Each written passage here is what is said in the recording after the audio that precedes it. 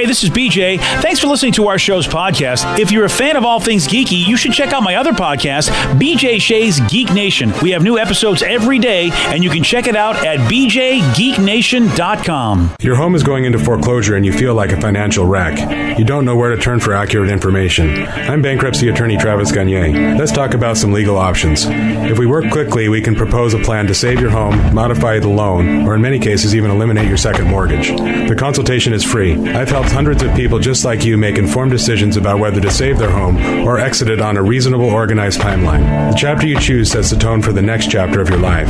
Please contact me today at choosetherightchapter.com. That's choosetherightchapter.com. 99.9 KISW, The Rock of Seattle. Good news, Steve. What's that? Jimmy Fallon is the new voice of Amazon's Alexa's whenever she tells jokes. Oh, I thought they just completely said, screw it. Yeah. No more Alexa. It's Jimmy. I apparently it's only gone for a month. I don't know. But for the next month, when you say, Alexa, tell me a joke, you're going to hear Jimmy's voice tell the joke. We teamed up with Amazon, and for the first time ever, they're using a voice other than Alexa's to tell the joke, and that voice is me. I'm going to be the voice of Alexa for the next month, just for jokes. So let me show you how it works here. I'm going to take it off of mute. Alexa, tell me a joke. Actually, my friend Jimmy Fallon wants to tell a joke. Let's give him a shot. What did the horse say to the scarecrow? Hey. So what do you think? Should I let Jimmy tell the jokes for a few weeks? Yes. Okay, Jimmy will tell the jokes for a while. But remember, if you ever miss me, just say, I miss your jokes. Oh, I'm not going to say that. That's pretty awesome. Oh, man. Well, let's see what happens. We have an Alexa here. We do. And, of course, her jokes are really corny. They always have been. Well, based on that clip, I would imagine that Jimmy is just basically taking the torch and run with this exact same corniness. Yeah, and the crowd loved it. And it's like, man, you know what? They have all these writers. They'll just, at that point, they go, do we really need all these writers for Tonight Show if they're going to laugh at this anyway? I almost wish it would be Gilbert Gottfried telling the jokes, because I think we'd get a whole different type of joke. Oh, yeah. You're absolutely right. Those would be some fun jokes. Here's the aristocrats. Okay, so let's, Alexa, tell me a joke. Knock, knock. Who's there? What? Matthew. Matthew who? Matthew do at home is called homework. Where's Jimmy? Whoa. Our Alexa doesn't like Jimmy. That's what's up. Whoa. I wonder if it needs to be updated. Damn. How about I ask her where is Jimmy? Yeah. Alexa, have Jimmy Fallon tell me a joke. What do you get when you combine unicorns and balloons? All right, this is failing miserably. No more balloons. Well, when is this supposed to happen? We need to tell Jimmy about this. Somebody's got to get him this audio. Yeah. And as far as I know, Vicky, she's supposed to update just her on her own because she's connected to the internet. So this should have just have happened. Let me try. Alexa, where the hell is Jimmy Fallon? This might answer your question. Jimmy Fallon lives in Brooklyn. That is a pretty good joke. That's where he is. That's where he is.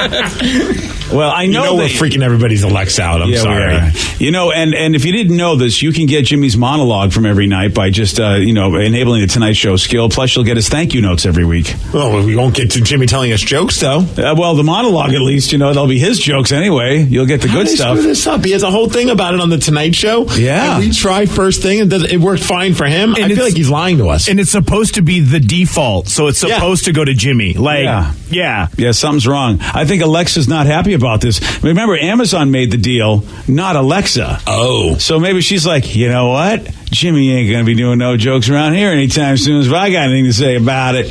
So it says, imagine if you're like Conan O'Brien or Jimmy Kimmel and you didn't realize that, and all of a sudden Jimmy Fallon's telling you jokes in the morning. Yeah. That might piss you off. That might piss you off a lot. Maybe she knows that we are in the entertainment business, and I said that very serious. Yes. Oh, yeah. And maybe she thought that would make us jealous if she had Jimmy Fallon tell the jokes. Oh, so she was thinking about our feelings. Somebody says I had Jimmy in mind last night. Pardon me? Are we talking about Alexa? Yeah, okay. Someone says tell Alexa to start mom jokes. You'll be laughing. Do we dare? Sure. We don't have to, BJ. Yeah. Is she still there? Mm-hmm. Alexa, start mom jokes. Yo Mama Jokes contains mature content that may not be suitable for all ages.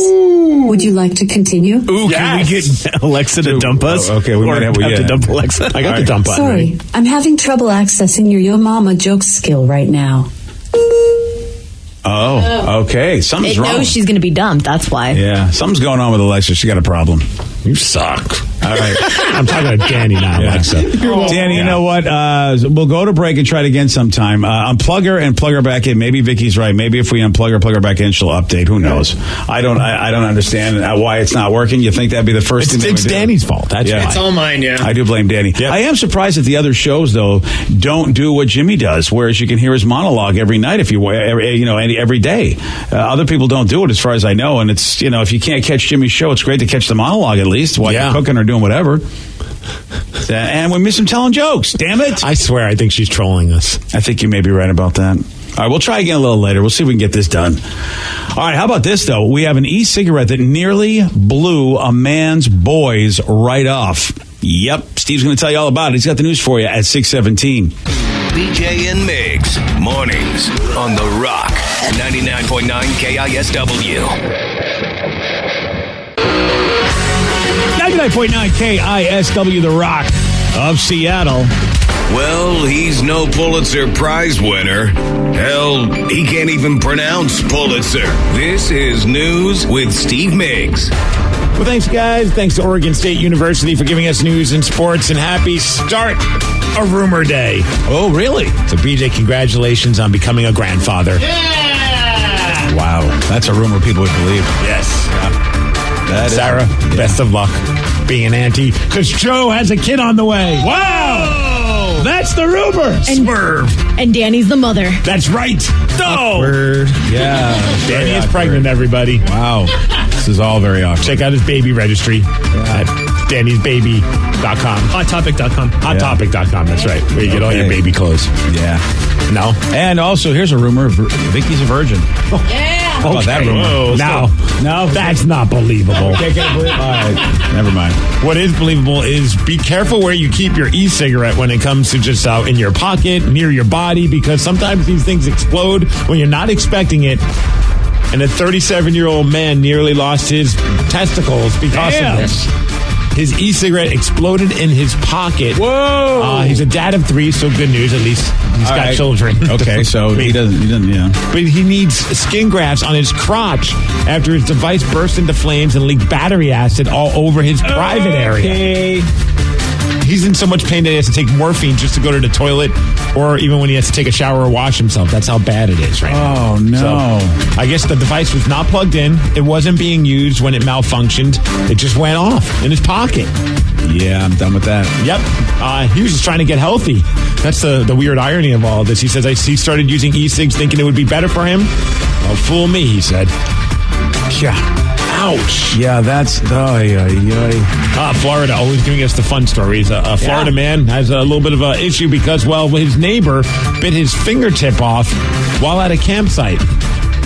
Okay. The guy's 54 years old. He that did it. He's arrested and charged with aggravated battery. Apparently, they said in the police report the weapon used in the attack was the suspect's mouth. Okay. He joined. He was hanging out with a couple. He brought a bottle of tequila with him. They all got drunk. Okay. He started acting rudely. At one point, he fell, and that's when he got mad, and that's when he decided to bite the tip off of the other person's finger. Oh, that tequila, man. That's all he was on was tequila. Why? That's all the story says. Yeah. Has anyone tried to bite anybody's fingers off while having some tequila? That's what I want to know. In college, yes. Okay. But I've stayed away from tequila ever since. At least the low-end tequila. Wow, that... I say usually when I drink tequila, I want to put other stuff in my mouth. Whoa! Okay, then. Not a virgin. There's a rumor. Last night, Monday Night Football, a couple powerhouses going head-to-head with the 49ers and the New York Giants. Rookie quarterback Nick Mullen from the 49ers came up short of leading his team to a big comeback right at the end of the game. Ended up losing to the Giants 27-23. But I think one of the more funny moments. It seems like everybody is just having a blast making fun of Jason Witten, one of the commentators from Monday Night Football, because he keeps messing up. At one point, he said that the 49ers were 2-17 on the season. Oh, nice. Which is a little difficult. Yeah. More like 2-7. Yeah. But the one thing that's getting brought up a lot is that he was talking about Eli Manning and Nick Mullins, and just talk about how, like the torch is being passed or something along those lines. I'm not exactly sure, but he said what was just a very odd and very quotable thing that made its way onto Twitter. And now he's opposite 37-year-old Eli Manning is the 23-year-old Nick Mullins. Yeah, some dreams never come true, but if you keep dreaming, you never know. And that was a goal. I think that's amazing, the respect he has for the Manning family. There you go. Some dreams never come true, but if you keep dreaming, you never know. What the hell? What is he talking about? That's what a lot of people are wondering, BJ. Yeah. And they wonder that a lot during the broadcast. Yeah, he has been, he's fantastic. I thought, okay, I'm going to give the guy a break his first year, and let's see what's happening. But he hasn't gotten better since I watched the first couple of Monday Night Football games. Wow, he really still is that quality guy, and maybe people will tune in for these kind of ridiculous things now. I'd call it growing pains. Okay.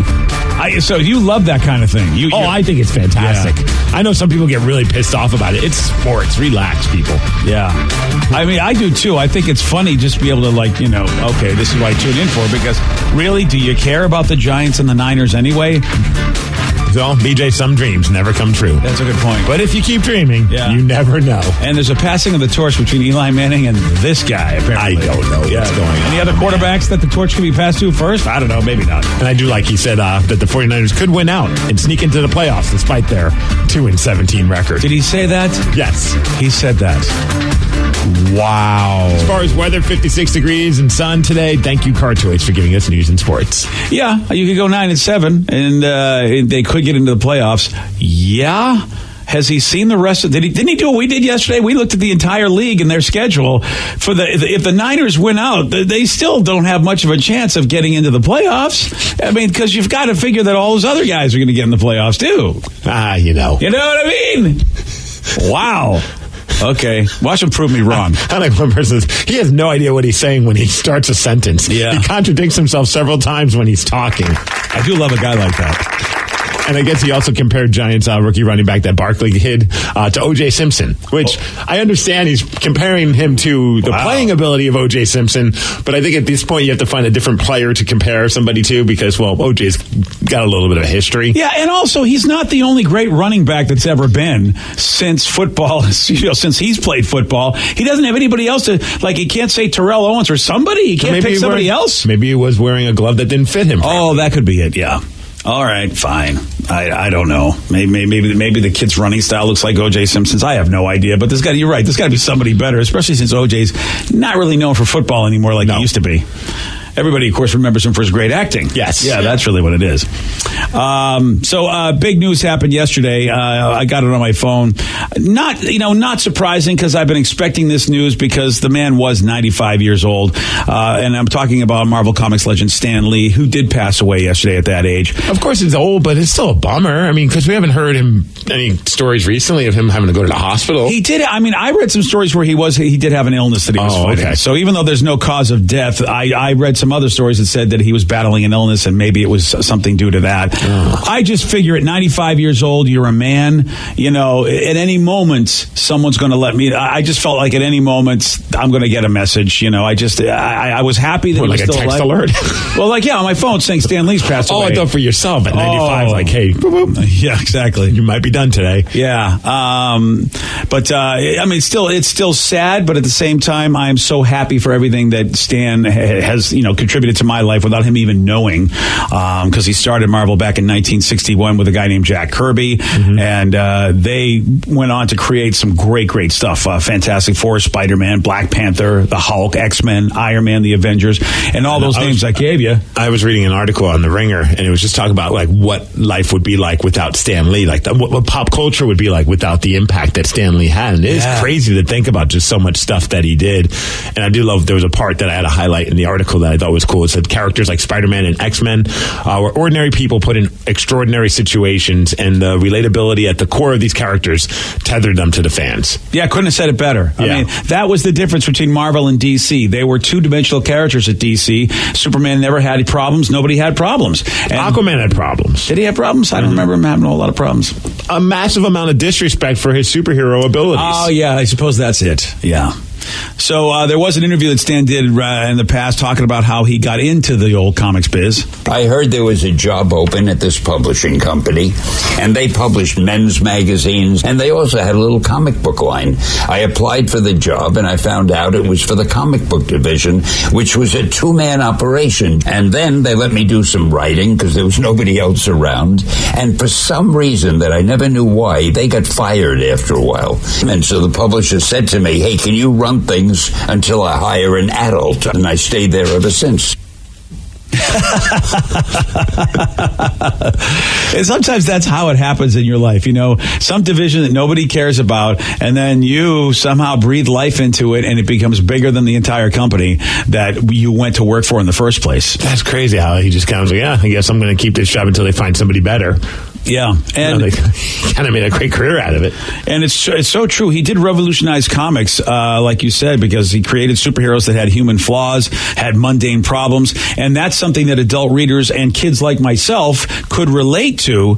And how about there was a time where Stan was actually he was embarrassed to tell people what he did for a living. I was embarrassed to be doing comics. I would go to a party. Somebody would say, what do you do? At a party. I'm a writer, and I try to walk away before they'd pin me down. But they'd follow me. What do you write? Oh, children's books, and I'd walk faster, but they'd follow me. What kind of children's books? Well, at some point, I had to say comic books. Yeah. And they would turn around. I'd never see them again. It's true. Comic books were considered trash. Mm-hmm. You know, even when I was reading them, my family was like, they used to make fun of my uncle who was in his 60s. He was the one that turned me on to comic books, and the whole family said, your uncle's crazy. He reads those stupid comic books. Like, what is he, 5? And I remember growing up, they would kind of view like an extended version of the Sunday Funnies in the newspaper. Yeah. Those comic strips that lasted, were maybe 4 or 5 panels, and people would view them, growing up in the 80s, they would view them almost like they were just an extended version of that, not realizing there was more substance than just Family Circus or Beetle Bailey.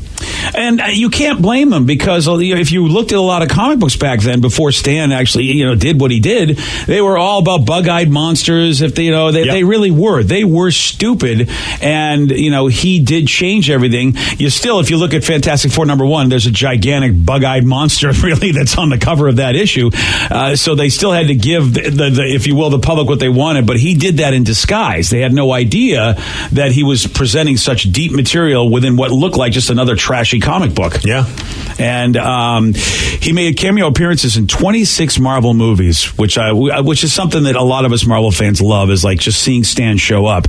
And it began with the TV movie. I didn't know this. The Trial of the Incredible Hulk back in 1989. I didn't know he was in that. I don't even know that movie. Yeah, I don't think I know that either. Was Lou Ferrigno the Hulk in that? I would imagine, yes. I guess. Was it Bill Bixby? Bill Bixby was Bruce Banner, yeah. That's where we get that sad Hulk music. Man, I don't... Is that... there he is. Yeah, that's Bill Bixby. And Lou Ferrigno.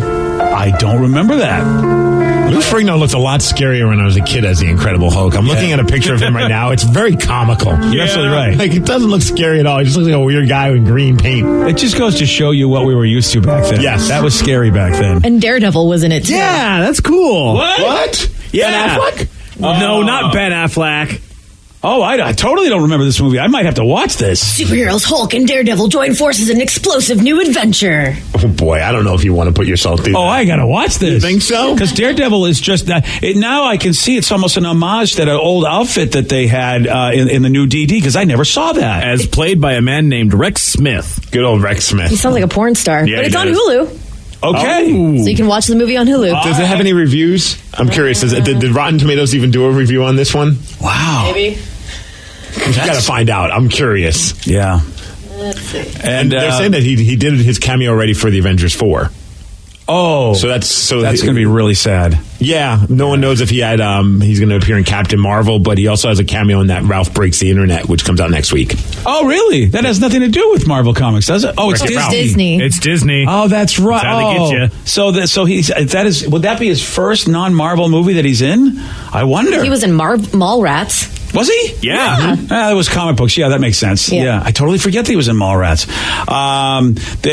Stan talked about how he does love the movie versions of the characters he created. Well, I just love everything that Marvel has done. They've taken the things that I created, and they're making them look better than ever, and I'm getting the credit for it, and they're doing all the work. It's the greatest situation. And if I didn't like one, I wouldn't admit it, because it would be bad to do in an interview. Yeah, which is why he's a smart guy, man. He's got such a great attitude. You don't hear him talk about the Fantastic Four much, do you? Nope. No, you don't. I mean, of all the characters he created, that's the one thing that has never been really gotten right. Everything else, X-Men, Black Panther, the Hulk, the Avengers, Iron Man, they've all done great work with that. Of course, Marvel Studios doesn't do Fantastic Four, and at least they got back involved in the Spider-Man world a little bit, and that's why Spider-Man, the latest, has been good. I mean, an update on the trial of the Incredible Hulk. Apparently, no critics reviewed this movie. It's just a big shock. Really? But the audience score is 46%. So it's pretty good. Yeah. It came out the year I was born. 46% from the audience. That's not good. 46% of the people liked it. I might still have to watch it, though, one day when I'm bored. IMDb gave it a 6 out of 10. There you go. That's above passing. average. That's something. Someone put together a cool tribute piece of some things that Stan Lee has said in past interviews. It is such fun creating characters, writing stories, even doing interviews, even though I can't hear most of what the guy says to me.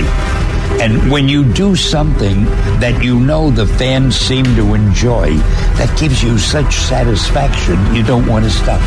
I think whatever you do, you should do what you most want to do and what you're best at. Too many people don't really do what their heart's desire is, but they try to do something else because they think, well, it'll be easy to get a job or to make money. And if that happens, then when you're doing it, you feel like you're working. But if you do what you really want to do, you feel like you're playing. It's easier for you to do. You know, it's an interesting that he says that, because a story that I've heard him tell a few times was when he got that first job, and we're talking about Stan Lee, who passed away at 95 yesterday, the creator of Marvel Comics. He talked about how that first job he took, when we played that audio, he eventually got tired of it. He was like, I'm tired of this job. I hate this job. It's not what I want to do. I'm a writer. I want to tell stories that mean something to me. And his wife said, look, since you're quitting anyway, why don't you do a comic book that you would want to do? You're quitting, so why would you do what they want you to do? What are they going to do? Fire you? Yeah, you're 1 foot out the door. So he did Fantastic Four as his swan song, figuring, okay, I'm putting this out. They're going to hate me. I'm leaving anyway. It was such a hit. They were like, hey, dude, can you do more of this? And of course, it was because his wife was the one that gave him that advice first. And if you guys want a really cool history of Marvel Comics, go to the Mopop, because they have the Marvel exhibit right now. Yep. And it is awesome. They have a lot of pieces from the TV shows and movies, but it takes you from the very start into current day. And it's a really great exhibit. So again, Stan Lee passed away yesterday at the age of 95. No cause of death yet. Heard he was battling illness. That's all we know right now. But 95 years old, with what he contributed to pop culture and changing American fiction. I mean, the guy, what can you say, man? Just amazing. Well, a few people texted some stuff that they wanted to share. Stan Lee did a marvelous job of helping to bring about cultural change. Thank you guys for the Stan Lee love. Love hearing about him. He's had a huge impact on my life. I learned life from his characters. And another texter says, Seth Rogen said it best yesterday. Thank you, Stan Lee, for making people who feel different realize they are special. And the thing is that I was on Facebook yesterday and Twitter, and I just never knew at the time that everybody was reading his stuff. I thought I was alone, and I thought I was part of a small group whenever I would read those bullpen bulletins, which was basically his way. And he, keep the faith, true believer, all the stuff he would say, and the different ranks of Marveldom, all that stuff I thought was just me, because everybody around me was like, what's wrong with you? No, I'm reading all these tweets from Samuel L. Jackson to Jessica Alba to Chris Pratt. Obviously all the people that have been in Stan Lee inspired films obviously have a lot to say. Ryan Reynolds too. It's pretty cool, man. Even like guys like on the local level, like our buddy Cody, who does Nights for the End. He says, I know this. He starts every show referring to his audience as believers.